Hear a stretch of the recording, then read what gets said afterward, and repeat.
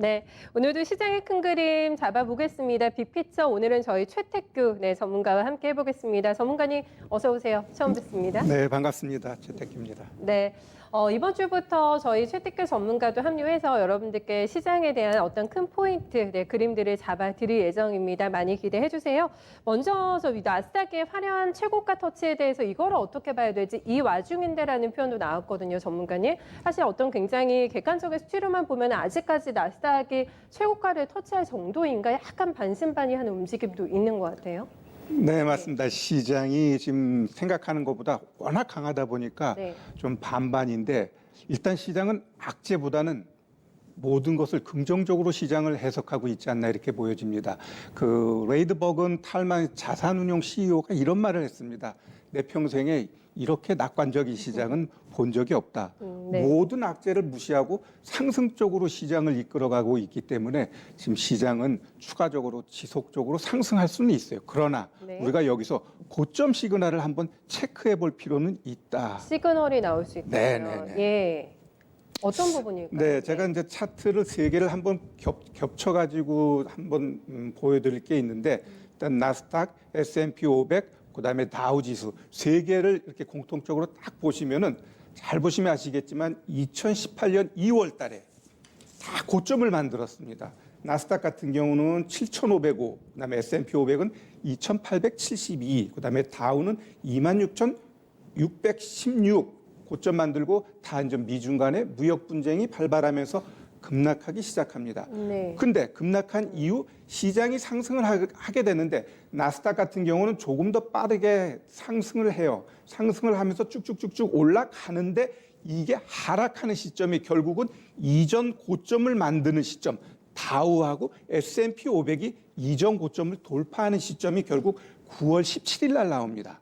그러면 9월 17일 날 S&P 500이 2,940, 그다음에 다우가 26,951, 그다음에 나스닥은 6월 4일부터 고점 만드는데 그 이후 같은 시기 10월 1일 이후에 급락을 하게 됩니다. 그렇다고 하면 지금 시장도 마찬가지입니다. 지금 나스닥이 올 초에 고점을 지난주 금요일 날 돌파했죠. 그다음에 S&P 500 같은 경우는 아직 올라가려면 6%가 남았고요. 다우 같은 경우는 9%가 남았습니다. 그러면 이 세 개 지수가 키 맞추기 하면서 결국 같은 고점을 만들고 같은 고점을 만들게 되면 이후 하락하게 돼 있어요. 지금 시장이 이렇게까지 상승할 수 있는 시장 여건은 아니거든요. 경제라든가 아니면 주변 환경으로 봤을 때.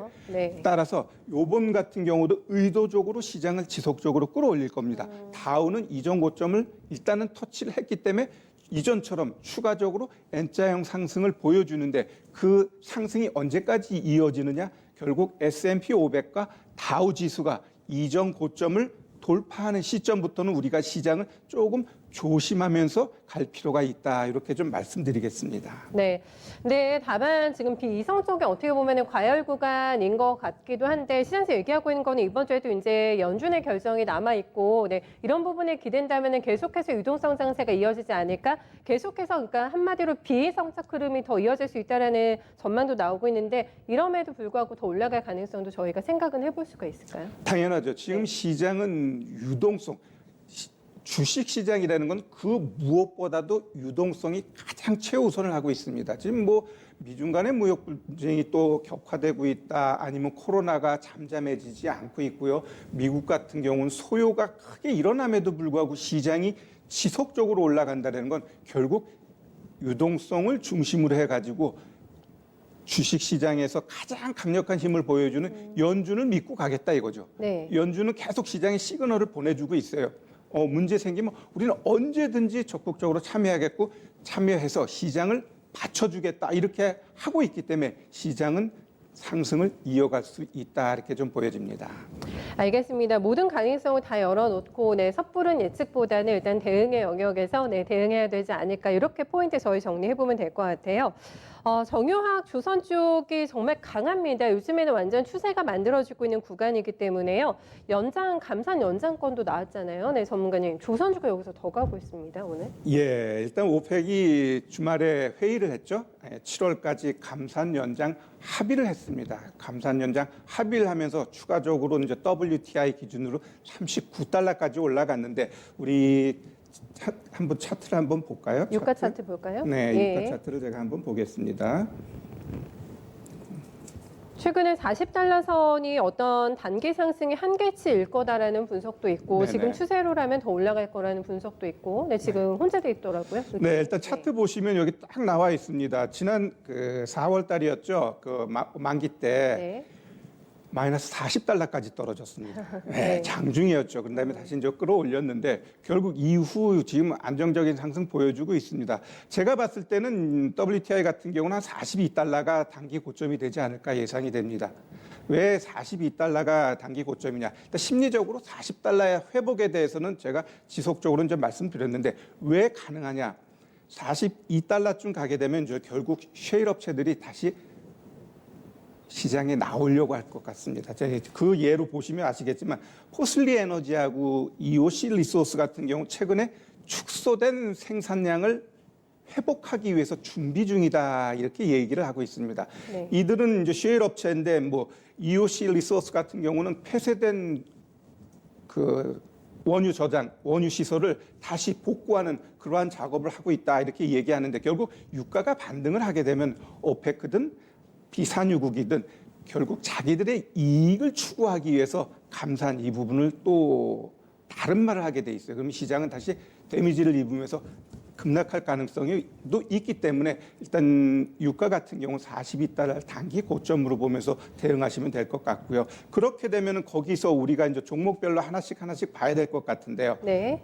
정유주 같은 경우는 뭐 대장주 하면은 SK이노베이션이죠. 이노베이션? 네, 네. SK이노베이션 먼저 한번 보겠습니다. SK이노베이션 보면은 네, 최근에 65,100원까지 급락한 이후에 지금 상승하고 지금 차트 흐름만 보더라도 정배열 초입 구간에 있습니다. 일단 정유주 같은 경우는 제가 봤을 때 추가적으로 상승은 가능합니다. 유가도 일정 부분 더 올라갈 수 있기 때문에 정유주 같은 경우는 제가 봐서는 일단 SK이노베이션 같은 게 단기적으로는 한 14만 원, 조금 더 보면은 한 15만 원까지는 충분히 올라갈 수 있다 이렇게 좀 보여집니다. 기술적으로. 예. 반대로 이제는 그 화학주 쪽에서는 롯데케미칼을 보면은 롯데케미칼 같은 경우는 아직 시장이 그 뭐랄까 공급 대비 수요가 늘어나질 않고 있어요. 그러다 보니까 그 케미칼 쪽, 화학 쪽 종목들은 어때요? 올라감이 더디고 지금 횡보 구간에 있죠. 결국 그 롯데케미칼 같은 경우는 좀 박스권 흐름이 좀 예상됩니다. 20만 5천 원부터 18만 원 이 박스 흐름이 예상되니까 만약에 이 롯데케미칼 같은 종목을 트레이딩 한다면 아마 18만 원 초반대에 오면 한번 매수하고 그다음에 20만 5천 원대 그 위에서 매도하는 그런 박스 흐름 매매가 유효할 것 같습니다. 그다음에 조선주? 네. 조선주 중에서는 또 가장 대표적인 게 조선해양이죠.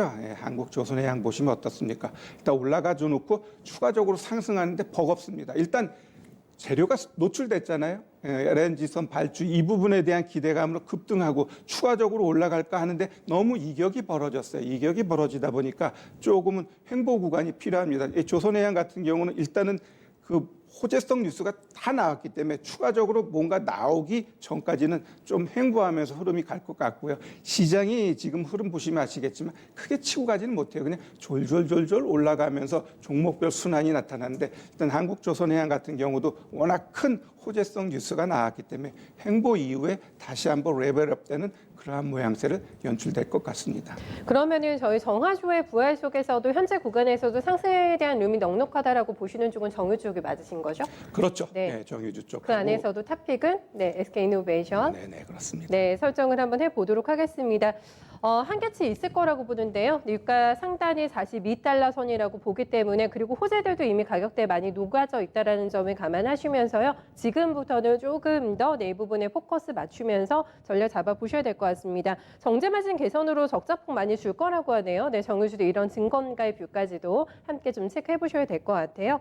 다음은 오늘도 잘 나가고 있는 저희 인프라 관련된 수혜주들이 기계주들이 계속 훨훨 날고 있기 때문에 이쪽에 대해서도 추세적인 대응이 가능할까요?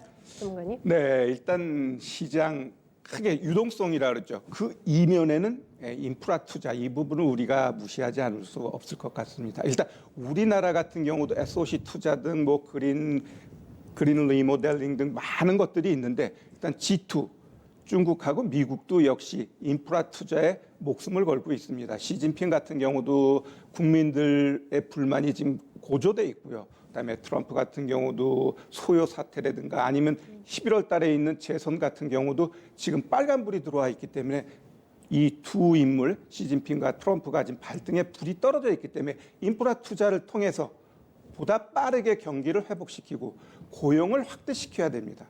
지금 우리나라도 마찬가지지만 전 세계적으로 가장 빠르게 경기를 회복시키고 고용을 확대하는 데는 인프라 투자만 한 게 없죠. 그러다 보니까 일단 중국 쪽에선 두산 인프라코어가 있고 북미 시장에선 두산 밥켓이 있습니다. 그럼 먼저 중국 시장 같은 경우에 두산 인프라코어 같은 경우는 우리가 어떤 식으로 좀 접근하는 게 좋을까 하나하나 좀 짚어보도록 하겠습니다.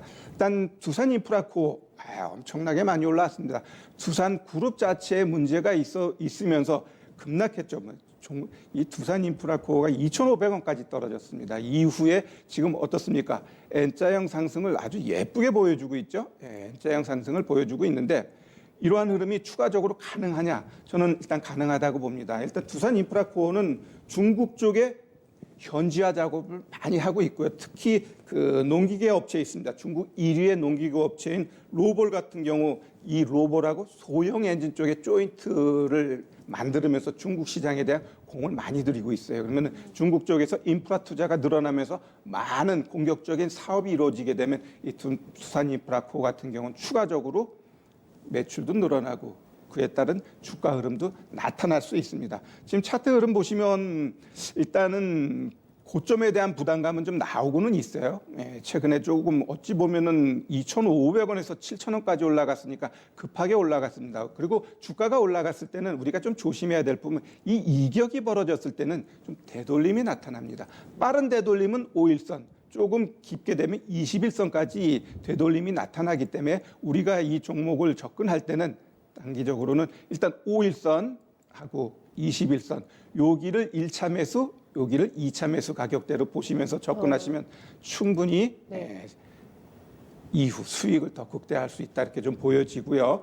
그다음에 이제 미국 시장의 이제 두산 밥켓을 한번 보겠습니다. 일단 두산 밥켓 같은 경우 미국 같은 경우는 소요라든가 아니면 코로나로 인해 가지고 많은 그 사업장들이 줄어들었다고 합니다. 근데 이후 다시 그 시장을 열고 또한 트럼프가 인프라 투자에 대해서 공격적으로 이야기를 하다 보니까 이 두산 밥켓 같은 경우도 수혜가 예상되고 있고 그러한 흐름들이 결국 주가에 나타나고 있죠. 이 두산 밥켓 같은 경우는 최근에 1차 상승하고 거의 뭐 한 달 이상을 박스권 흐름을 보여주고 다시 한번 레벨업 됐습니다. 그러면 여기서 바로 치고 올라가기보다는 조금 더 좀 횡보하는 구간이 필요하겠죠. 그럼 이 종목도 마찬가지입니다. 아까 두산 인프라코어처럼 5일 이평선, 그 다음에 20일 이평선 요 두 가격대를 보고서 여기서 1차적으로 샀는데 떨어지면은 2차 매수 21일 평선에서 추가 매수하게 되면 충분히 추가적인 상승 가능하고요. 왜 이런 종목들이 추가적인 상승이 가능하냐? 이제 정배열을 만들었기 때문에 조정 후 올라갈 확률이 더 높기 때문에 이런 종목 우리가 좀 관심 갖고 보시면 될 것 같습니다.